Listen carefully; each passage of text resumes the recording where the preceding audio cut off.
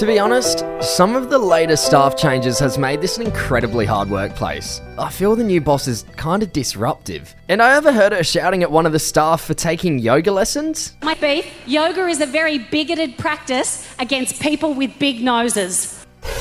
Well, she thinks my name's Ethan, and she talks to me as if I've got all this information like I know what she's talking about. Ethan, take a wild guess how many spare rolls of toilet paper you think this family has. I don't know, like 10? Don't waste my time with 10, Ethan.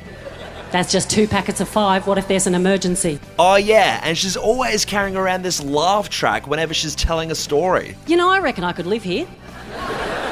Yeah, it doesn't always make sense, and I have to say, she looks a little bit like Felicity Ward. I don't think the boys realise that it is Felicity Ward. She's got her Fringe show on at the Garden, and she's doing research for her new role in The Office Australia with us while she's performing.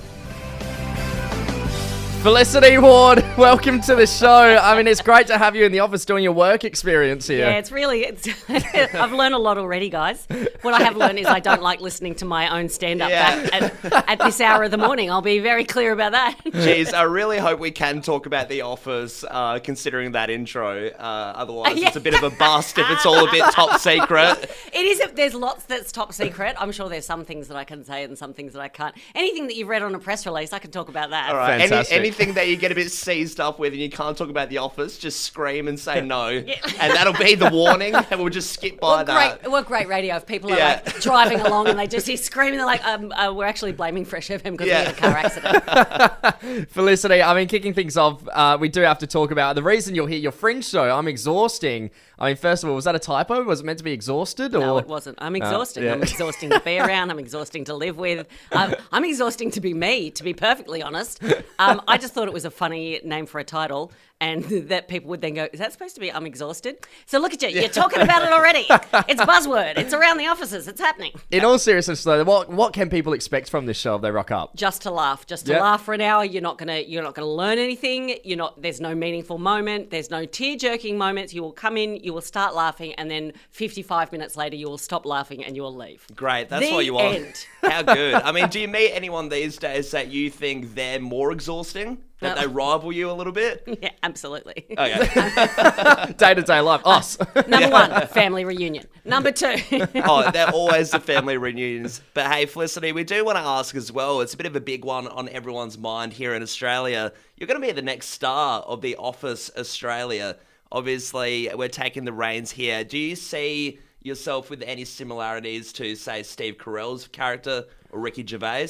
Okay, well, there's 2 things to say here. The first one is that the first time I watched a full episode of The American Office was 2 weeks after we had finished filming. Really? I had never seen a whole episode. Wow. Yeah, I am from the Jurassic period. I'm very old.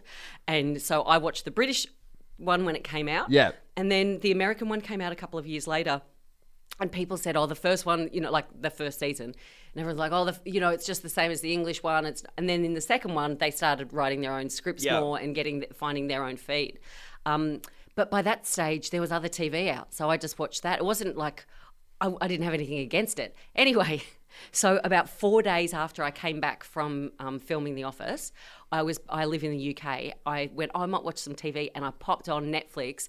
And you know how on Netflix they have like sometimes a snippet of the TV show that they're trying to advertise? So I turn it on, and it's just Steve Carell sitting there going, people say I'm the best boss, I'm an entertainer. I'm like, oh my God, that's me. Oh my God. I was born for this. I was typecasted, damn it. I couldn't get over that that's actually what I'd just done. Like that I just done him. I didn't do Steve Carell, but if he is available, my number is 049. God, that'd be a crossover episode we'd all be hanging out for.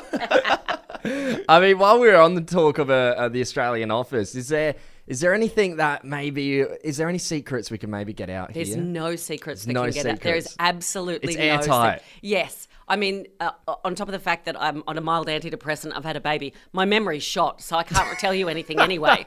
It's going to come out this year. That's all I know. I would love to tell you secrets. I don't have any. Yeah, so you've been kept from all the secrets too. I haven't seen an episode. I think Oh, that's right. great. I think it's great you haven't seen an episode. So you're full clean slate. What we see as you as the boss in the office is going to be completely different. We haven't seen it before. Yes. Do you know what? Actually, during filming, there's like a bunch of actors who are in the office that are in the background most of all, but they're there every single day. So they're the cast. And one shot, this guy afterwards went, "Oh my God, that was such an amazing, that was exactly what Steve Carell would do." I'm like, I haven't seen it. Good. Great. Okay. That's what I meant to happen. Yeah, sure. So your show, I'm Exhausting.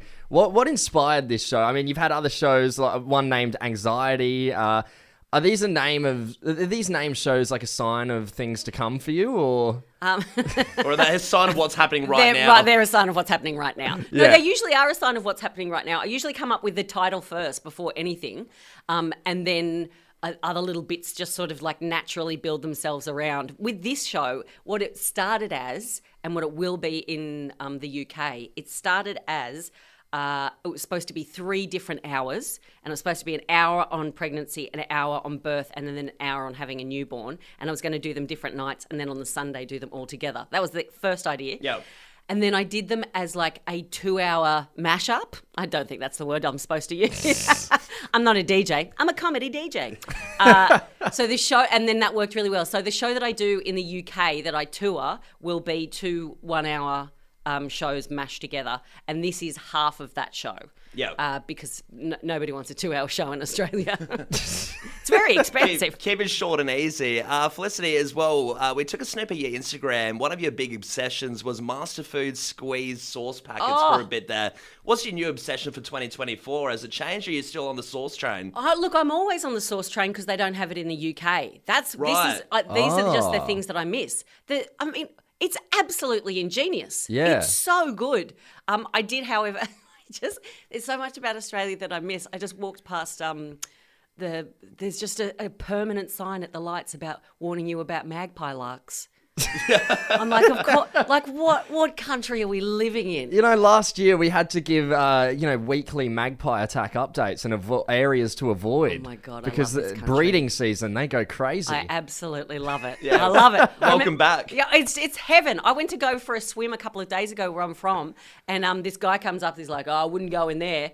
And because I'm from, I live in the UK now, I'm used to people being really, defensive. And I'm like, "Oh, yeah, why?" And he's like, "There's a stingray just there." I'm like, "Okay, yeah, no, that's fair, mate." fair Okay. enough. Pretty Yeah. blasé about it. And then, because I wanted to swim so bad, I'm like, "Oh, I'll just go down the water a little bit because I really want to get wet." And so I walked in, and then just this massive stingray, like a metre diameter, started coming in towards me. I'm like, "Oh, okay, maybe no swim today." This is how I go. Okay, all right. No swims for me. Felicity, before we wrap things up, I feel like we have to ask you one massive question. Now that you've seen a tiny little bit of The Office US, you've seen the UK, what's better? It's the age-old discussion. People argue about it at the pub every time you go out. Yeah. What is the better one, UK or US? People are very passionate about it. I don't think you can compare them. I think they're different shows. I think that the UK one is quintessentially British in that it is dry and mean, and that is where their humour comes from. And the American one is far warmer.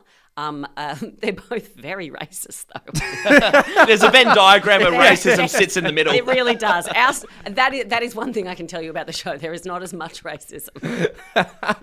Adelaide, don't miss Felicity Ward at the Box in the Garden of Unearthly Delight. She's here till Sunday, performing at 9:30 every night. Get your tickets at adelaidefringe.com.au. Felicity, what a pleasure to have you in the studio. Thanks so much for joining us. Thank you for having me. Bye.